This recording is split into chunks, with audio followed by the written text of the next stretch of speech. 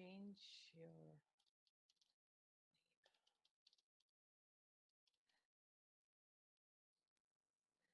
Thank you so much for joining us today, Jeff. Thank Oh, you so much. you're very welcome. I'm very Uh, happy to be here. Thank you so much. And I namaste from India. Namaste from everyone from India. Thank you. Um, um, I'm really speechless right now. So I was all prepared and everything, but I'm so speechless right now.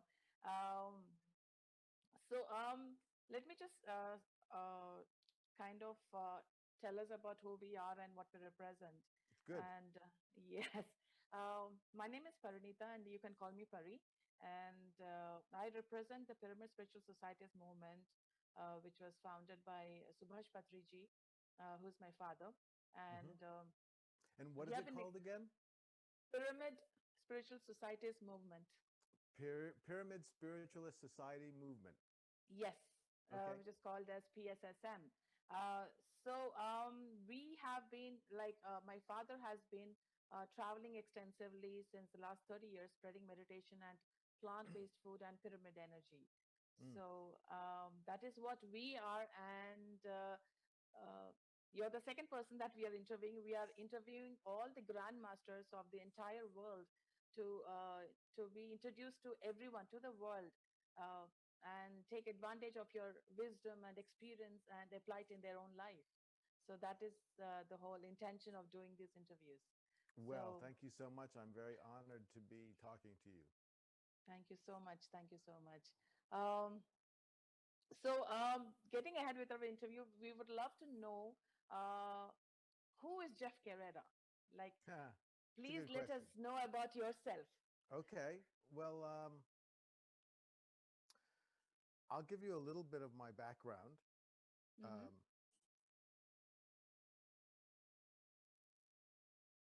I was born in America, uh, and my family was Portuguese. So my grandparents were born in Portugal, and Okay. they immigrated to America. So my parents were born in America. I was born in America. So I was second generation American, Right. and I had spiritual interest from a very young age, Hmm. and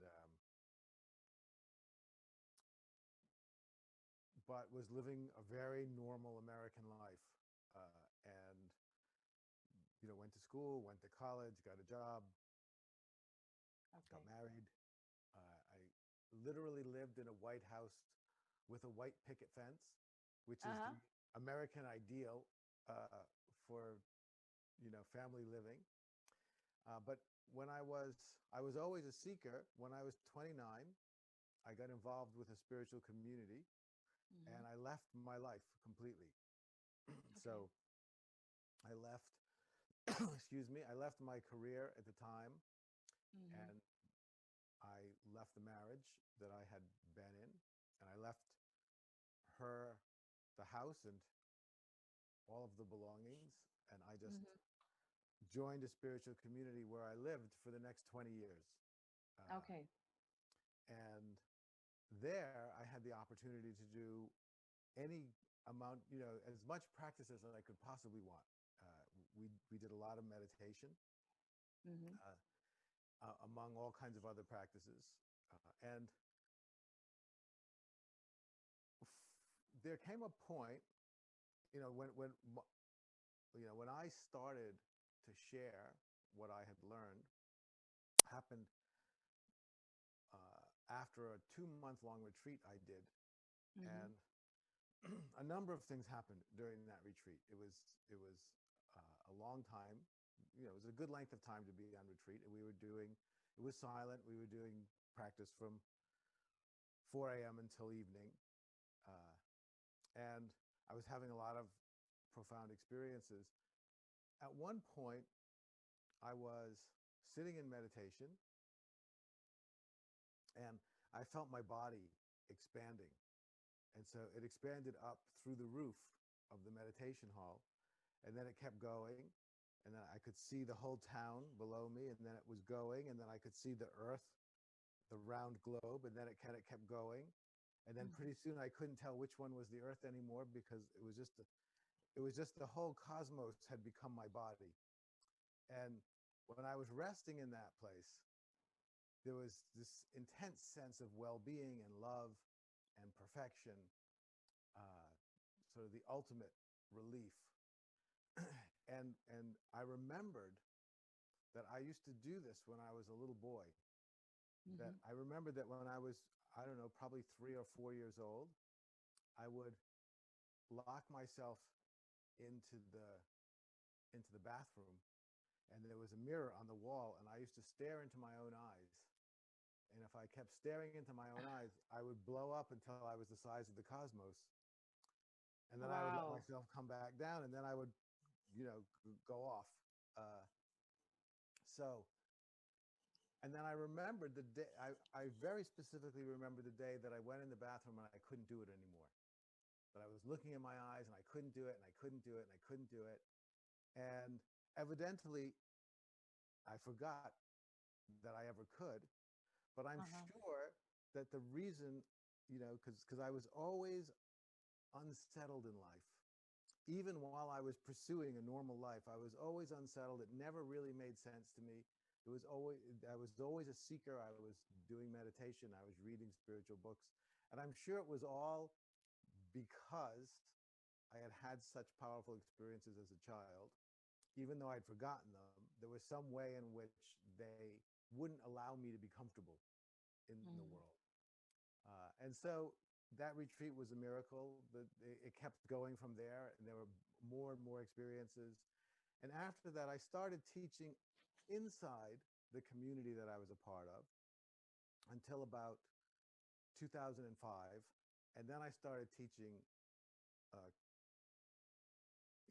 virtually online, but also traveling around the world until that community disbanded around 2012. And then I've since been teaching on my own, uh, and have been writing books and leading retreats in different places and teaching classes online. And I just never cease to be amazed by the miracle of life and spirit and the higher powers that exist in the world. So that's That me in a nutshell. that's so beautiful, Jeff. Uh, the reason why I wanted to interact with you is you're such a great master. You have acquired so much of wisdom, and you have written so many books that we have all read, and we have all been inspired by reading those books. And to those who want to know about Jeff Carreira, he is a mystical philosopher. He's a spiritual guide. He's a teacher. He's a seeker. He's a student. He's a lecturer and a writer. He has written so many books, and many of them, the most important book that I have read and I've been inspired is called the Practice of No Problem. That's such an amazing book, and I really want to know, where did that book come from? Well, that was, and I will send you a copy. I've written a more recent book, which is kind of maybe you could say almost an update of the practice of no problem, called The Art of Conscious Contentment. Uh, Oh, but it's yeah, it's a little bit more recent, so I'll make sure I send that to you. Um, thank you so much. you're welcome. And where did that book come from? Well, the meditation practice that I was doing for years, essentially the instruction was, um, let everything be as it is, right? So it was just a very open awareness type of practice. And Mhm. there's many different instructions that you can use that will help you with that. So let everything be as it is an instruction that you can use, but also the don't make a problem out of anything. Just sit and don't make a problem is essentially the same thing as let everything be as it is. But Yes. for some reason, when I during my own path, when I would meditate with the instruction, don't make a problem out of anything that happened, I found that easier than let everything be as it is, because uh, what it allows you to do is sit and become aware of the mind's habit of constantly seeing everything as a problem, right? Right. Constantly taking the position that something's wrong and something needs to be fixed and I need to do something. And you can, Mm. and when you sit and just with the intention to not make a problem out of anything, you see the habit of seeing everything as a problem and getting involved with everything to fix it is so strong. Uh, and then, of course, the practice gets most profound Mm. when you realize that you have all of this momentum of making problems and fixing problems, and then Yes. you see that and it annoys you, It does. It does. right? But then if you Yes. try to stop that, you're making Mm. that a problem.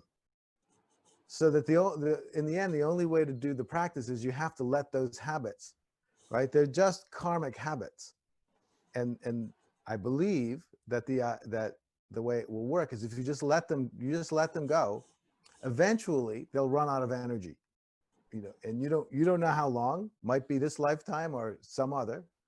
But if Mm-hmm. you don't engage with them and you don't add energy to them, then that whole momentum of making everything a problem will eventually run out of steam. And when it does, you'll realize that none of it was ever a problem in the first place. Right? That is so simple. It's, yes, exactly. It's so simple and so profound, which is why I love those instructions. That is so beautiful. And this no problem. Uh, my father in the last year, 2019 Buddha Purnima, which is the Vesak celebrations, this has become the mantra of the entire society. Uh, Oh, amazing. Entire society. There were lakhs of people who were saying, you know what, no problem, no problem, no problem. Your book has inspired so many of us, and we have actually written to you for the translation rights of No Problem, the Practice of No Problem book, and you have given us a permission. And this is the book that we have printed in Telugu language. Oh, how lovely. Yes, That's and this very is, nice. yes, you were so kind to give us the permission to get it translated into Telugu language, and this is your work. Ah, thank you. Well, that's beautiful to see. Yes, yes. So that is how we are inspired about your books, and you have written so many books that we have all read as well. So, what is you just mentioned about the 60 days meditation, and I would love to know what exactly happened within you in those 60 days. Okay, so I had had many spiritual experiences before that, Yeah, but this yeah, was a very intensive opportunity to do practice. So I would say what was so powerful about these 20 days, I mean, sorry, these 60 days, was I really sustained an unbroken concentration in practice through those 60. I was very motivated, and I really was uh, intensely driven to not waste a second of the time that I had. And so many things happened. I did write a small book about that called The Miracle of Meditation, which I did send you, yes, which has some journal excerpts. But for instance, the the two experiences that stand out among the many that happened during those 2 months. One was one night when I woke up and I had this tremendous pain at the base of my spine. Uh, and it felt like I'd hurt something, like I'd broken my tailbone or something. And I remember thinking, could you break your tailbone just from sitting on a cushion all day? It didn't seem very likely, but I thought maybe I sat on it wrong. But it felt like I'd fallen down, but I couldn't remember falling down. So I got up and I was walking around the room and kind of rubbing my back to make the pain go away, but it wouldn't go away. And so eventually I just sat down on the bed. And as soon as I sat and relaxed, this a roaring rush of white light shot from the bottom of my spine through the top of my head. Uh, and it roared. It was as it went through. It didn't last long, probably 30 seconds. hmm, And I remember when it was done, I said, oh my God, I think that was Kundalini. Because now that wasn't a huge part of our practice at the time. but it was so undeniably powerful, whatever it was, you know, the energetically, I remember it was so bright, the light as it was passing through me was so bright, it was hurting my eyes. And I thought the light was in the room, so I closed my eyes, but the light was inside, so it didn't help. And so that happened. And Wow. then there was another evening, a week or so later, where I was very tired, and I was trying to force myself to stay awake. I'm sure if you meditate, you know, like when you're tired, how horrible it's, like a torture to try and stay awake. And so I was torturing myself trying to stay awake, and my eyes were watering, and I had a headache, and it was awful. And suddenly a thought went through my head that said, "You're not really tired." And I realized I'm not tired. I'm I'm perfectly awake. I just happen to be experiencing the inside of a tired body. But I'm just as aware and awake of the inside of this body as I would be to anything else. And suddenly I didn't feel tired at all anymore, even though my eyes were still watering and burning and my head was still headachy. And, you know, I still had that feeling, the bodily feeling of tired, but I was perfectly awake. And now I was just amazed. I was sitting going, this is amazing. That's I'm in a, beautiful. I'm in a tired body. You know, this is beautiful. Yeah, exactly. This is so amazing.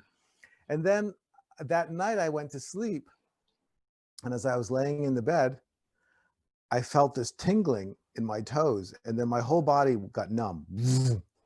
And I realized I'd fallen asleep, but I hadn't lost consciousness. Uh, Wow.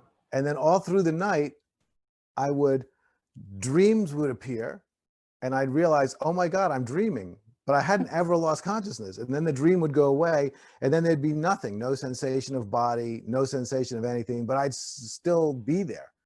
And then another dream, and then another nothing. And then eventually the alarm clock went off, and I felt my body wake up. But I'd been conscious through the whole night. Um, Mhm. and I and that happened 3 nights in a row. And what I realized after that experience was that consciousness that was aware throughout, you know, the waking state, the dreaming state, and the deep sleep state, right? What they call Turiya Mm. in the Eastern tradition, that is what I am. And that when this body falls away and dies, that will still remain. And Right. that was there before this body came into existence. And that's who I was before this life. And I had any fear of death just melted away because I was sure that there was no such thing as death. Absolutely. Uh, Absolutely. and so, you know, those are two of the most profound things that happened during that retreat. Yes. And that is such a beautiful experience that, I would, I would have loved to hear from you. And uh, that retreat must have really changed you. I mean, those 60 days of meditation must have really changed you from within. And um, when I think about meditation, what do you mean by meditation? What is meditation for you? Okay, so there's probably different answers to that question, right? Ultimately, and this is what I tell people, you know, I say, ultimately, meditation is being. So you were meditating before you were born. You're meditating every minute of this life, and you'll be meditating when it's over, because that consciousness that is aware through all states is the meditation. Hmm. Uh, that being said, the practice of meditation, right, which is what we do um, to support us to realize who we are, the practice of meditation then is just a generally seated practice, and at least the way I teach it, it probably doesn't have to be, that allows you to just be free. So it's meditation is a practice of just being free from needing anything to be different than the way it is, right? So there's no grasping. It's a direct practice of spiritual freedom. It's the practice of letting go of control. So when you sit in meditation, you just give up control. You just let, because everything you're seeing in meditation is just karmic unfolding. So you're just letting the karma unfold. You're letting everything happen, one thing after another, and you're just not getting involved in any of it. And as you'll see in the book that I'll send you, you are learning how to be consciously content with everything, which doesn't mean feeling happy, because you can be consciously content even if you feel miserable. As long as you're content with feeling miserable, you're fine. That is the kind of puzzle that everybody wants to solve. Like, how do I feel content in this chaotic world? Like, how will that contentment come to me? So here's the thing.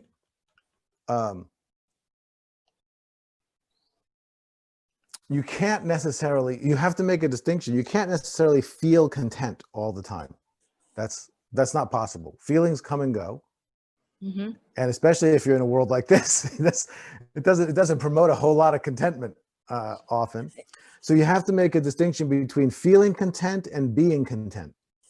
You can always be content with everything, but that doesn't, even when you're feeling discontent, even when you're feeling frustrated or upset or afraid, as long as you are okay, because ultimately what that means is you accept that you're human. You accept that the human condition includes wonderful, happy, joyous, celebratory experiences and horrible, terrifying, painful experiences. And you just say, you know what? I'm going to be happy with being human. And it includes everything. I'm not going to only want the good parts of being human. I'm going to want to be fully human. Everything from the best to the worst, I embrace it all. And I'm going to stop trying to be half a human, just the good half. I'm going to allow myself to be a full human. And when you let go in that way, when you open up to embrace the full spectrum of what it means to be human, what you immediately realize is that being human is a miracle. It's being human's a miracle, even when you're feeling bad. You start to think, well, oh my God, I can't believe I'm here. How did I get here? This is amazing. And that's when you start to see, like, the part of you that sort of complains about not feeling good. You start to think, what was I complaining about? I'm alive. I should be on my knees thanking, whoever allowed me to take birth, rather than complaining about the parts I don't like. Exactly. So yeah, in order to have that kind of radical acceptance, you need to be holding a very big view on life, where you realize that this is really a miracle. I guess that's what you have written in your book, Embracing Who We Are. Yes, that's right. So that's right. Embracing who we are, as in totally accepting ourselves with all, whatever we are, whether it be happiness or pain or extremes or whatever it is, we need to embrace ourselves as we are, completely, fully. Yes. I think that's what you mean by saying. And that includes not just our physical, personal self, but it includes who we are as that consciousness that exists beyond all form. We have to embrace the whole totality of who we are, from the most sublime spiritual aspects of our nature to the most earthly, sometimes painful aspects of our nature, and everything in between. So we need to accept our physical side, emotional, mental, on the spiritual, and on all the levels. We need to embrace ourselves as we are. Yes, exactly. Because what else can you do? You can either, so there's really, ultimately, there's two choices. Either you're going to embrace all that you are and accept it, or you're going to fight who you are. And the fighting who you are is painful and horrible at a spiritual level. And it's unfortunately what many people do their whole life is they Mm. are fighting with who they are, trying to make Yes. themselves who they think they want to be. And then, they die at some point. And then, if the Eastern traditions are right, you get to come back and try again. Right, right. Um, can you tell us more about Kundalini? What is Kundalini for you? Well, What is Kundalini? it's a very interesting question. I'm not an expert in Kundalini, so I'm just going to say that. I have a good friend, an American teacher named Dorothy Walters, who's much more an expert on Kundalini than I am. But I, I don't take these things literally. Mm-hmm. So traditionally, Kundalini is the energy of awakening that's coiled at the base of the spine, and when we are ripe for its emergence, it will move through us and it cleans up all the chakras as it Mm-hmm. goes through the spine and creates a clear channel to the divine. That's the theory. So to me, what I experienced was a kind of energetic white light, as I described, it was so powerful and so tangibly real to me that there's no Mm-hmm. way I could deny it as a something, you know. And Yeah. in talking with my friend Dorothy, I began to see that even though I wasn't paying much attention to Kundalini because that wasn't part of our path, Mm. I was having, probably before that, but certainly after, right up to the present day, experiences that you could call Kundalini that fit. Now, they weren't the full-blown explosion that I experienced that day, Mm-hmm. but I experience now, for instance, I'm in the process of writing a new book. And my writing process is essentially, I write in spurts when I get overwhelmed by energy, right? So there's an energy of realization that starts to happen. Yes. and it's so intense that I just feel compelled to sit and type. And then I'll write out, who knows, could be 3 pages, 10 pages, 15, until it's done. Sometimes the energy is so intense. It's energy of excitement. It's like excited insight and revelation, one thing after another pouring through. Sometimes it's so intense I'm almost vibrating, and then I can't quite like make my fingers, they keep hitting the wrong keys. So then I have to take a walk to let some of the energy dissipate so I'm calm enough to come back. But I now see that you could say that that's Kundalini. Right. It fits the description. This is the interesting thing. I always tell people, I think we have to be careful ascribing too much reality to the things that we see, because the experiences themselves are undeniably real, right? The stories we tell about what they are, you have to be a little careful, because you don't want to lock yourself into a story about reality. Absolutely. So somewhere you have to be in this middle ground where you are undeniably standing firm in the reality of what you've experienced and holding your understanding about what it means loosely, so that Right. as you have more experience, your understanding can also grow. Hmm. Absolutely, and that's wonderful understanding from your perspective. And I have read from your website that uh, the great master Ramana Maharshi ji had Yes. a great influence on you, and I would love to hear a few words from you regarding him. Well, Ramana was one of the greatest Indian saints of the 20th century, maybe the greatest saint of the 20th century. Of course, I never, he was no longer in his body when I was born, but the tradition I worked in was a lineage to Ramana. So I was well steeped in a lot of Ramana's teaching,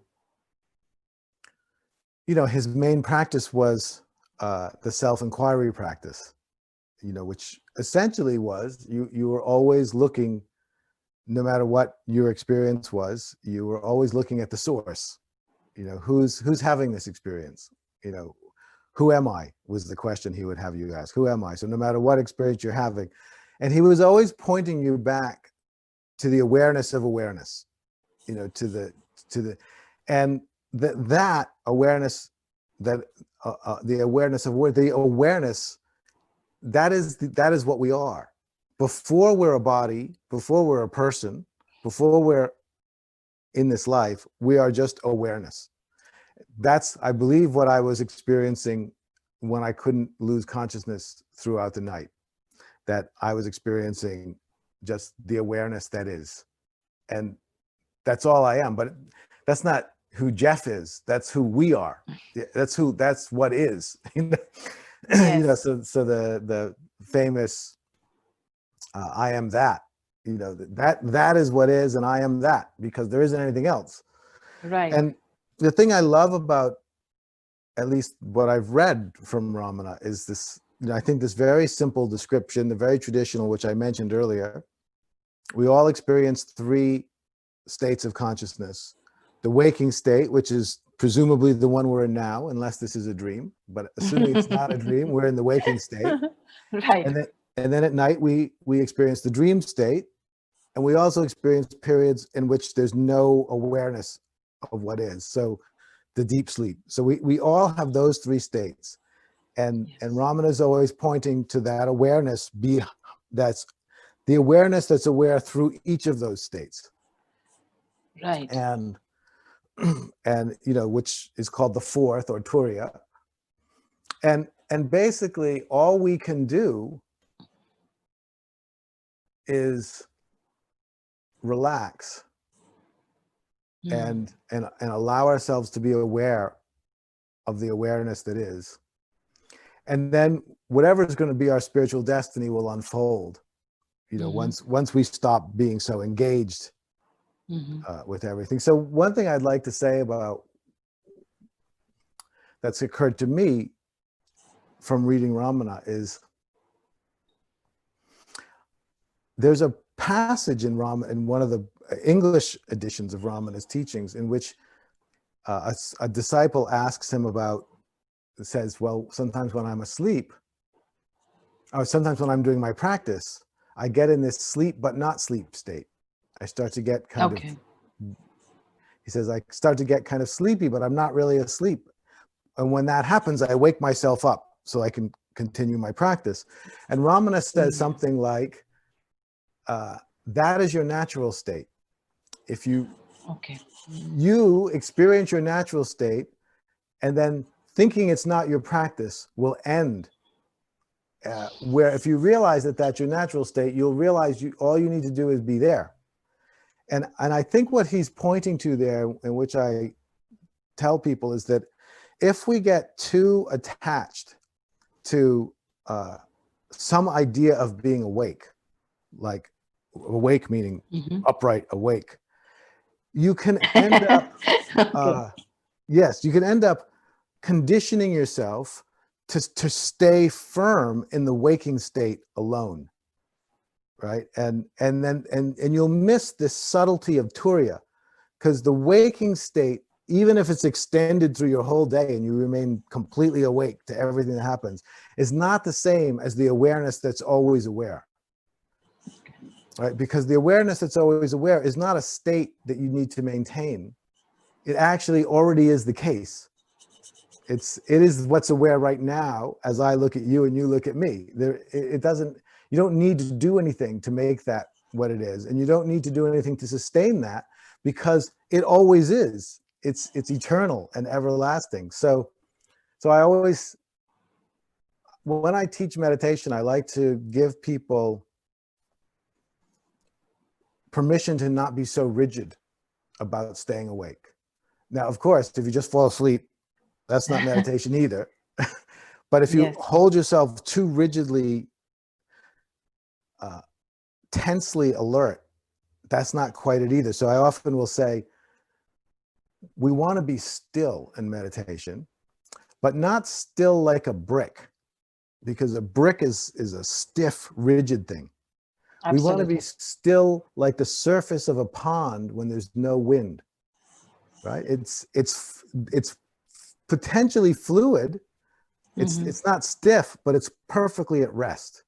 So Like there's no ripples going no around. ripples. Exactly. And there's a big difference between holding yourself rigidly still and coming to complete rest. And at least in America, I find it takes a long time for people to learn that difference and to learn how to rest. Yes, I do understand. Yes. Mm-hmm. Wow. That thought itself is so freeing. Like this wisdom is so freeing the mind. It really broadens the perspective and the openness of the mind and the heart. So this is so enlightening. This is so freeing. Yes. The whatever you're saying, it's so freeing. Mm-hmm. So from the limitations, so from the rigidities of the mind. So Yes. Well, yeah. you can see how meditation or any spiritual practice. So one of the things that I like to speak about is that we are conditioned to see ourselves as individual achievers. That's what we do. Mm-hmm. We achieve stuff. Uh, Mm-hmm. and I'm sure that's true in India as it is in America. That's Mm. modern life. And so when we start to do our spiritual practice, it naturally we relate to it as something that we're supposed to achieve. Right. Right? It becomes some kind of effortful work that leads to achievement. And look, there's a place for that in spiritual practice. There's a need to develop discipline and to strengthen the mind and to focus the mind. So that all has to happen. But ultimately, spiritual practice is not about achieving, it's about surrender. Right? So in the end, or the beginning, if you're lucky, the only practice there is the practice of surrender. Right? So you said earlier, what is meditation? The best definition I know of meditation is the one I heard from Rumi, who said, close your eyes and surrender. It's the simplest, perfect definition of what real meditation is you just surrender to the way things are. It's the same as Mhm. accepting the way things are, and you just Yes. let go and give up. Give up the struggle, give up needing to be anywhere other than where you are. And when you don't need to be anywhere other than here, then it's easy Mhm. to rest. But as long as there's any idea that there's something that needs to change, something that needs to be better, somewhere else to be, and even the smallest, we won't be able to fully rest because it'll feel like, oh, we're not there yet. We can't be comfortable here because here isn't good enough. And so when you finally let go and you realize not only is here good enough, here is amazing, it's miraculous, and here is the only place there is anyway, then it's almost like you can't help but rest then. Yeah. That's so beautiful, Jeff. Thank you so much for sharing this. And speaking about meditation, my father he practices and he teaches Anapanasati meditation. Okay. Anapanasati means it's observing your own breath. Yes. Mm-hmm. The method he teaches everybody is to clasp their hands, just fold your legs or cross your legs, and just start observing your breath. And any thoughts that come, just cut them off and just concentrate on your breathing, Yes. and then you go into that deep meditation. That's a meditation that he teaches. And do you have any views on Anapanasati meditation? I mean, I don't, the word I'm just learning from you, so I don't have a lot of views, but it's very similar to the mindfulness meditations that are, at least some of Yeah. them, that are very popular in America now. Mhm. And this is my view on that. It's not that I did do mindfulness practice before I joined the community. I was doing Buddhist practice of mindfulness. So it was a lot of, pay attention to sensation of the breath going through the nostril into the lungs and then back. And so first of all, it's very powerful to develop that kind of concentration, where you can let go of all other thoughts. It's a necessary power, because if you are, for instance, going to do Ramana's Who Am I? Mm-hmm. You have to do the same thing, because you have to keep all your attention on who I am at the exclusion of all other thoughts. So that ability to be focused is essential. Yes. But that meditation practice, like every other meditation practice, including the one that I teach. Yes. Because Anapanasati meditation has been given by the Buddha. Yes, That is what he used to teach. that's And right. then we have carried out his method of meditation into everybody. And now there are lakhs of meditators around the world whom he has taught for the last 30 years. Yes. So this a great impact that has been made through meditation. It has changed so many people's lives. Absolutely. And everything. Now, the thing about meditation is, of course, just doing meditation, I think, has benefits for anybody who does it at any level. So I'm a big proponent of doing it. And I'm sure you and your father are also aware that even though there might be millions of people doing that kind of meditation, Mm-hmm. there's always a very few that discover something amazing, right? It's a millions of people do it, and millions of people get benefit. Of course, they're less stressed, and they're more calm, and they often become more compassionate, more beautiful people. But then there's a few people who realize the truth of who they are. So in the end, any practice can only take you so far. And then there needs to be some kind of leap that I think is probably usually grace. It's just usually something that happens, and that will take you beyond any practice, beyond the limits of the practice. And what I find in America, because I have many students who've practiced that kind of mindfulness technique, and oftentimes it becomes a source of stress for them because they're trying to do it right. Right? Okay. So, and I'm sure your father knows this. If you get too into trying to do it right, then it just becomes something else you're trying to get right. Okay. And at the same time, you can't be completely lax either. So there's this perfect middle place where you're doing it, but you're not self-conscious about it, right? And you're just following the breath, and it becomes very natural. And so that is where the surrender thing comes, wherein you just let go of everything. When you do meditation, you just let it go. Right. And so for instance, in that practice, or the practice the way that I'm teaching, or any other practice, there's a magic point, which is the point where you decide just to do it. Right. So often when we start, we're trying to do it. We're trying to follow the breath, and you could spend years trying to follow the breath, or trying to perfect the following of the breath, which is different than when you just say, okay, I'm just going to sit and follow my breath. And if my mind wanders, I'm not going to make a big deal about it. I'm not going to beat myself up over it. I'm just going to start following my breath again. and you don't make it Absolutely. Right. Then it's very simple. Then that's when the practice has magic power. Until then, it's an activity, and you can get good at it, but just getting good at following your breath isn't the point. The point is Yes. using that as a vehicle for surrender. Yeah. So meditation is just needs to be very effortless and the most easy process. Yes. To go within, to go deep within. So to become effortless, become easy, and become just letting go and surrendering yourself. Absolutely. That's what it is. Right. That's so wonderful. And please tell us about this school that you have started. Okay. Before I get to the school, I'll just one last thing on meditation. Uh-huh. There's many different techniques of meditation, right? There's Ramanas, the Buddhas, many. I'm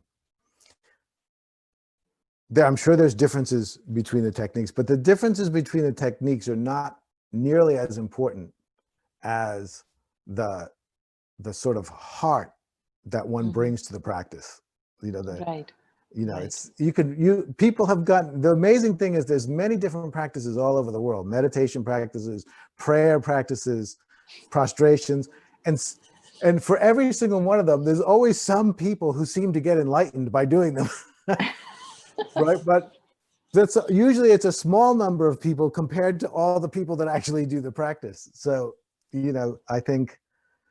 I think there's a lot of amazing practices, and you always need some technique to at least to get started. And the goal is always to go beyond all technique.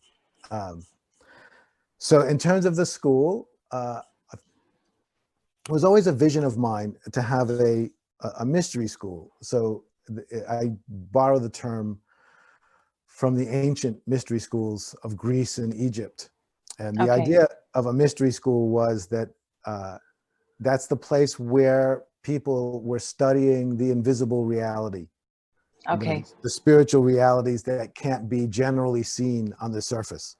And they would do, for instance, in some of the ancient Greek schools, they would do incubation practices where they would lock themselves in a dark cave for days. Mm.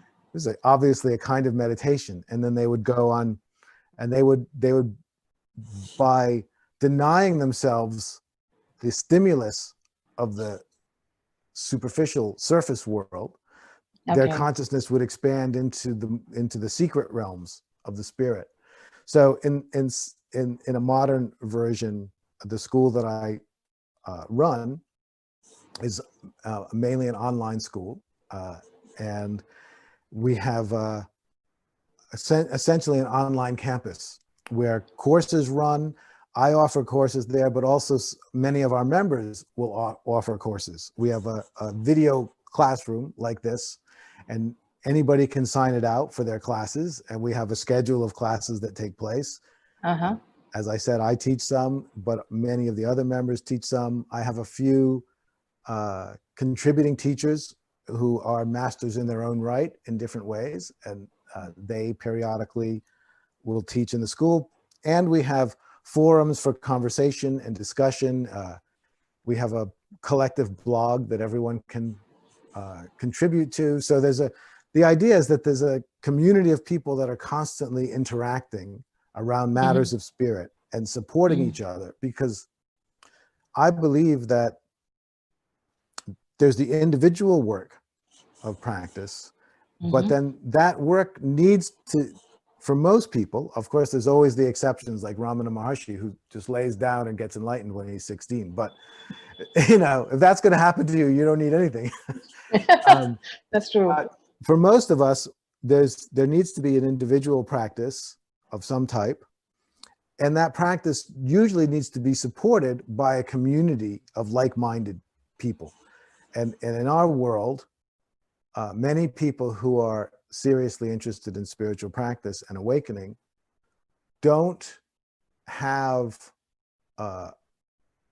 sometimes they don't know anybody that they can talk to about these things. And it's very difficult to progress if it's completely an individual inner matter. There is an important part of the spiritual path which has to do with the mutual reinforcement and affirmation.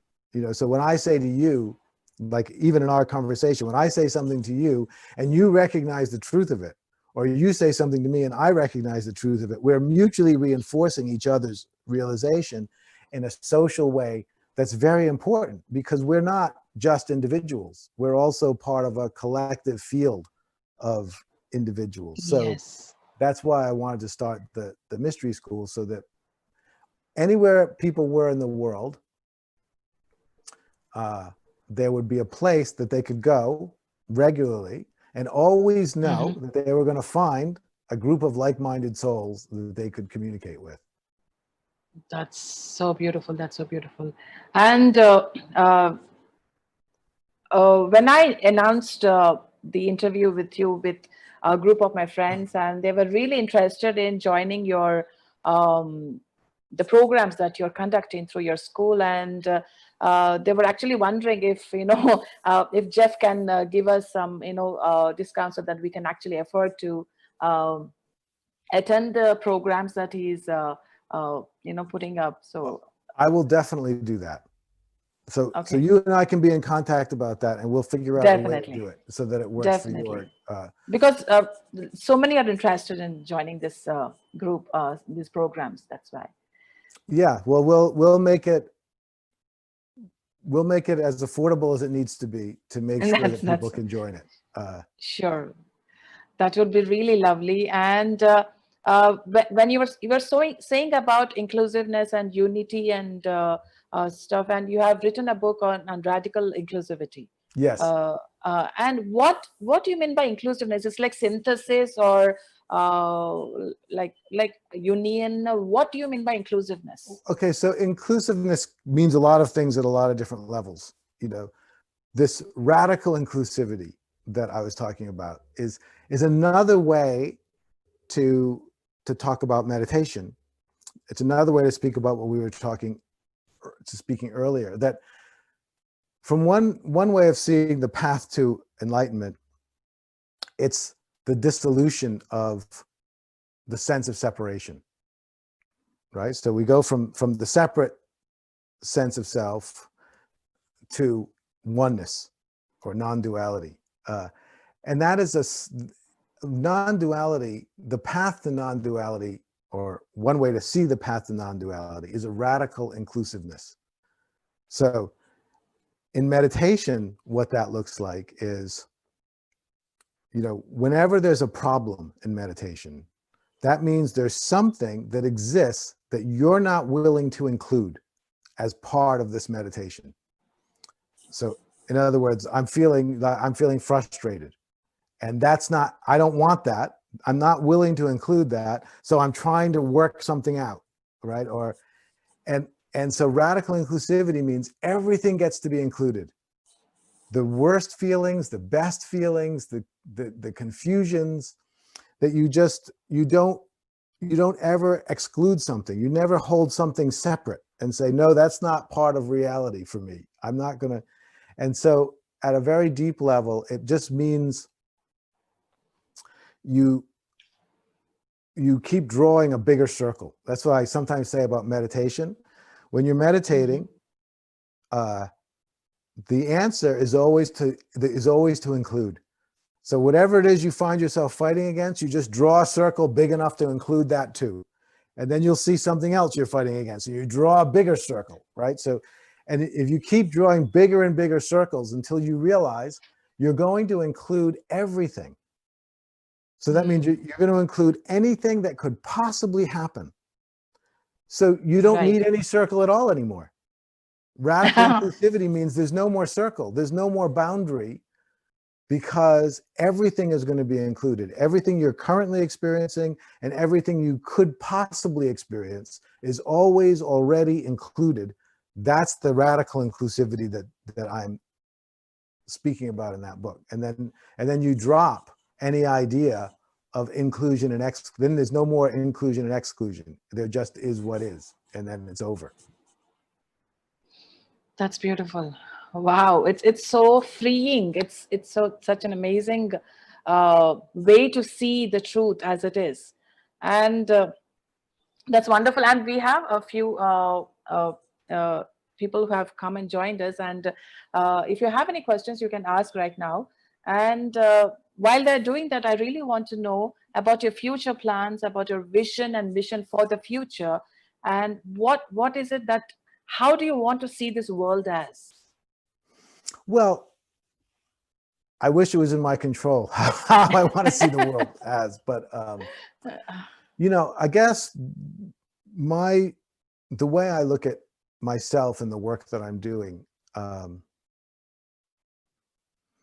I feel like I am trying to create the conditions in this school and in this work where different possibilities for how to be human can be incubated, can be experimented with, can be developed. And, Yeah. so I used to be a school teacher many years ago, and in education, there's always demonstration schools, and a demonstration school is a school in which they're using different ways of teaching than are usually used, and they do it to show that it's better. So they get a small school, they run it for 10 years, and they go, look, our kids are smarter than all the other kids because our methods are better. In some ways, I feel like that's what I want to do, is create a demonstration world with a growing group of people, and the lives that they start to live are so much more attractive than the kinds of Mm-hmm.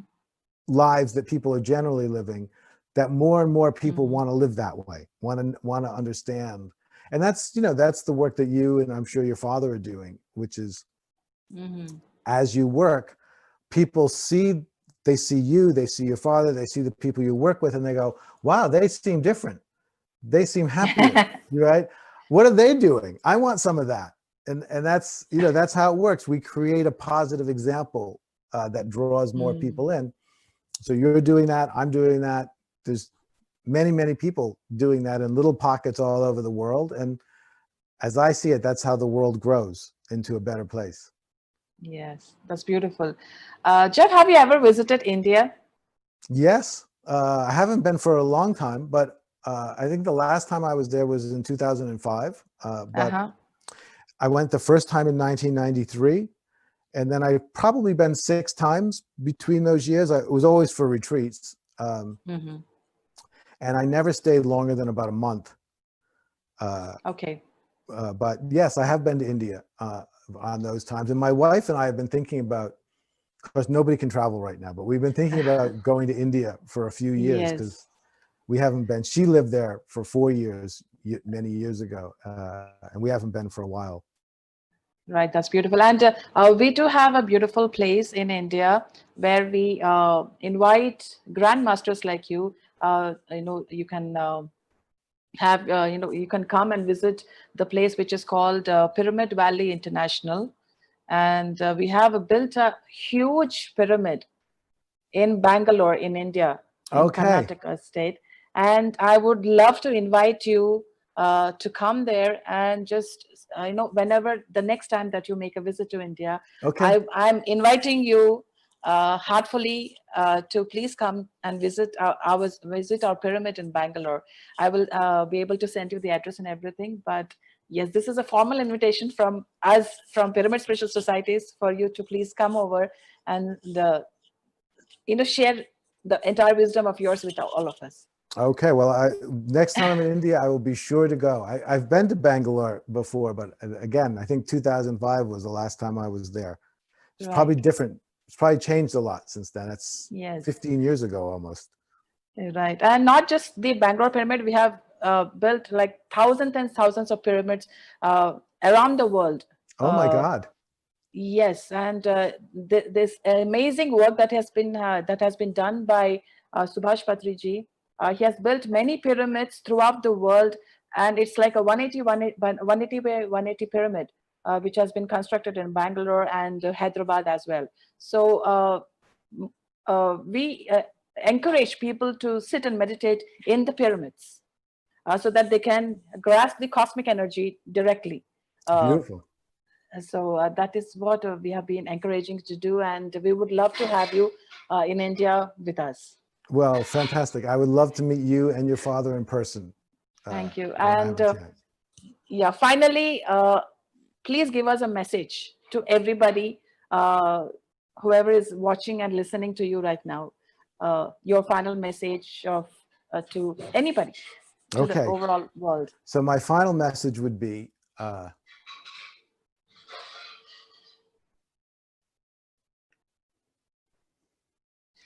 there's so much possible in life.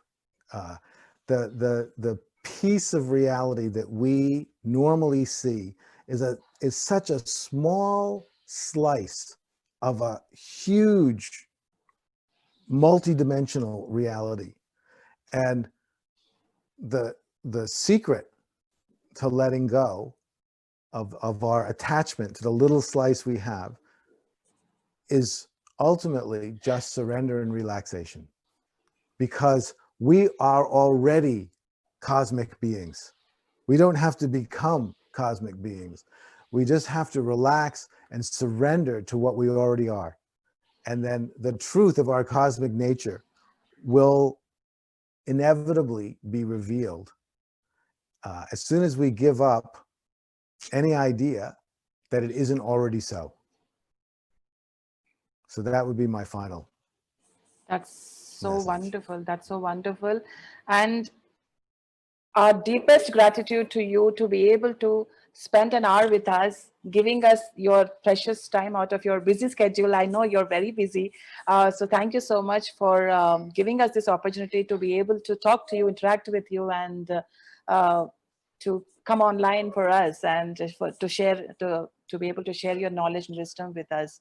And I wish you all the best in all your future endeavors, and let us all spread wisdom and meditation and knowledge. You are very, very welcome. And I assume that I can watch this video on YouTube. Definitely, sir. I'll be able to send the So I link will to you. send it to all my people to watch. Yes, And sir. please give my love to your father. Send him my deepest gratitude for his work and his commitment and everything that he's sharing with people, and to you and everything that you're doing, and to everyone who is associated with you. Thank you all so much. Thank you so much, sir. Thank you so much. Lots of gratitude to you, sir. And thank you to Sovi for supporting this. And Okay. thank you. Thank you so much, Thank Jeff you. Carreira. Bye-bye. Thank you so much. Bye-bye. Lots of love to you. Bye-bye. Lots of love to you, sir. Bye-bye.